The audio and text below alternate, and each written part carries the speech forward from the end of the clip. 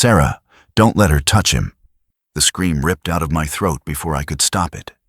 1 second, my 6-year-old daughter, Lily, was holding my hand. The next, she was walking toward a pile of rags on the frozen sidewalk. A man everyone else on Michigan Avenue was ignoring. I saw the filth. I smelled the stale alcohol. But Lily didn't see any of that. Before I could grab her, she wrapped her small arms around him. She hugged a stranger that looked dangerous. I lunged forward and yanked her back, terrified. I was ready to drag her away. I was ready to scream at the man.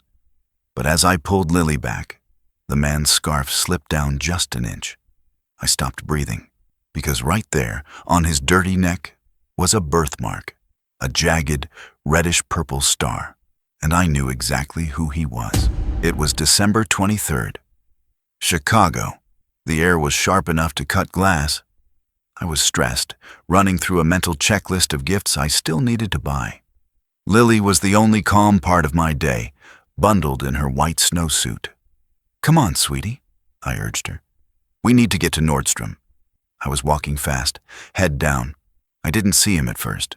He was huddled against a jewelry store wall, a fixture of the city, invisible to most people. The smell radiating from him, unwashed body and sickness, created a 5-foot circle that no shopper dared to enter. But Lily wasn't a shopper. She was 6. I felt her hand slip from mine. "Lily, get back here." I turned, expecting her to be looking at the window display. Instead, she was standing directly in front of him. The man didn't move. He was slumped over, eyes closed. He didn't even know she was there. Then, Lily stepped into that circle.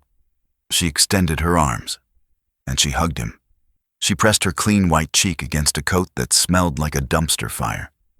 "Lily, no!" My shriek stopped traffic. People stared. I grabbed her snowsuit and pulled her back hard enough to make her stumble. "What is wrong with you?" I hissed, shaking her. "You never touch strangers." Lily looked up, tears instantly filling her eyes. "But Mommy, he looked so cold." He looked like he needed it. "We are leaving. Now." I started to drag her away. I felt the judgment of the crowd. I looked back one last time to make sure he wasn't following us. He hadn't moved. He was a statue. But Lily's hug had dislodged his scarf. It hung loose on the right side of his neck.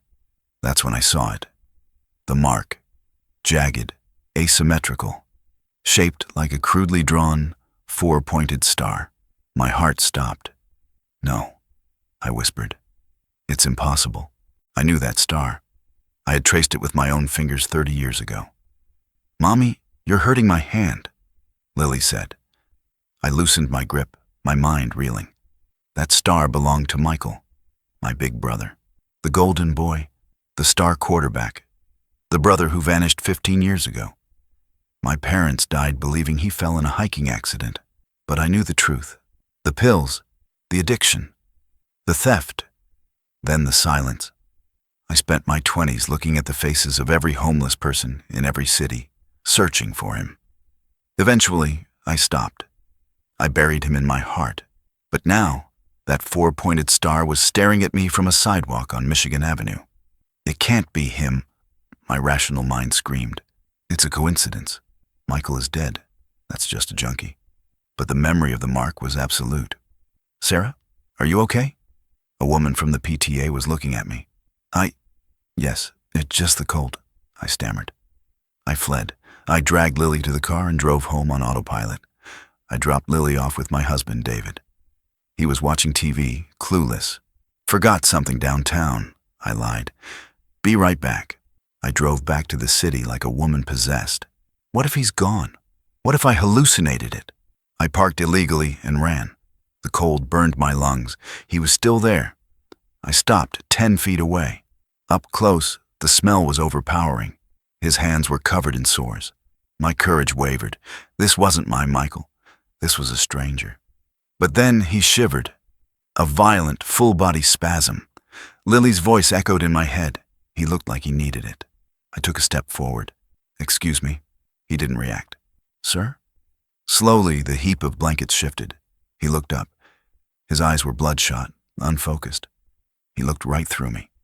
"Can I help you?" I asked. He grunted and started to turn away. I knelt down on the freezing pavement. The cold seeped through my jeans. "I need to see your neck," I whispered. He froze. Fear crossed his eyes. I reached out. My hand trembled. He flinched, swatting weakly at me. "Please," I begged. "I won't hurt you. Please." He stopped fighting. He held still like a trapped animal. I hooked a finger under the scarf and pulled it down. There it was, the jagged star. I gasped. I ripped my glove off and pressed my warm fingertips against his cold, dirty skin. The man trembled. I looked into his eyes, searching behind the glaze of drugs and despair. "Mikey?" I whispered. He went rigid. He stared at my face. He looked at my eyes, our mother's eyes. His cracked lips moved. A rasping whisper came out. "A Care Bear?" That nickname broke me. I collapsed onto the sidewalk, wrapping my arms around him. I buried my face in the filthy coat Lily had hugged an hour ago. I didn't care about the dirt. I didn't care about the people watching. "Oh my God, Michael. You're alive." He couldn't hug me back. His arms were frozen. But he leaned into me, a heavy weight against my shoulder, and began to weep. A dry hacking sound of ancient grief. A woman finally approached us. "Do you need me to call an ambulance?" I lifted my head, mascara running down my face. "Yes, this is my brother. I found my brother." The hospital waiting room was quiet. My husband, David, sat with me, holding my hand. The doctor finally came out. "He's severely hypothermic, malnourished, and dehydrated," he said. "He has pneumonia and untreated infections. The toxicology screen showed opiates and alcohol." He paused. "He's in bad shape. Another night out there, and he wouldn't have made it." I nodded. "But he's alive." "He is. We've started antibiotics. The road ahead is going to be very long. The physical recovery, the addiction." "I know," I said. "We have time now." Later that night, I sat by Michael's bed in the ICU. He was clean-shaven. He looked terrifyingly thin, a skull beneath pale skin. But the structure was there. The nose he broke as a kid, the strong jawline, and the star on his neck. I held his hand and thought about everything that had to happen for this moment. If we hadn't been late, if Lily hadn't let go of my hand, if Lily hadn't hugged him. I remembered my disgust. My shame burned hot. I had seen a monster. My daughter had seen a human being. Her innocent intuition saved his life. The next morning, Christmas Eve, I brought Lily to the hospital. "Is that the man from the street?" she asked, looking at the clean figure in the bed. "Yes, baby. That's your Uncle Michael, the one who was lost." Her eyes went wide. "The one in heaven?" "We thought he was, but he was just very lost. And you found him." Lily walked to the bed. She looked at the tubes, then at Michael's face. "He doesn't look cold anymore," she whispered. "No," I said. "He's not cold anymore." Michael stirred. His eyes opened, clearer than before. He looked at me, then down at the small face peering over the rail. He looked at Lily, the girl who broke through the wall everyone else put up. A tear leaked from his eye. He didn't have the strength to speak, but he slowly lifted one finger toward Lily's hand. Lily took his rough finger in her small hand and squeezed. "Merry Christmas, Uncle Mike," she whispered. I watched them, the golden boy who fell so far, and the little girl whose heart was too big for the world. The road ahead was terrifying. There would be relapses and trauma. But as I looked at the star on his neck, pulsing with the monitor, I knew one thing.